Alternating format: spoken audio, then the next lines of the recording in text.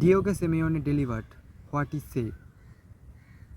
FC Barcelona is out of USL campaign now.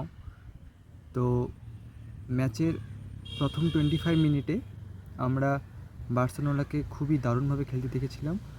2-0 গোলে তারা এগিয়ে গিয়েছিল এবং অ্যাগ্রিগেট 2-2 হয় এবং তারপর লুকম্যান একটা দারুণ গোল মারে এবং তারা আবার অ্যাগ্রিগেটে এগিয়ে যায়।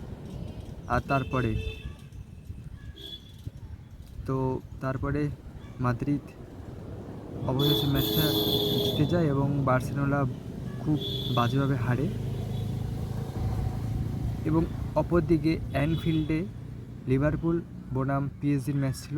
তো সেখানে ডেমবেলে 2টি গোল করে আর লিভারপুলকে 4-0 অ্যাগ্রিগেটে হারায়। তো লিভারপুলের জন্য ইউএসএল ক্যাম্পিয়ন এবং টাইটেল রেস পুরোপুরি ওভার হয়ে গেল।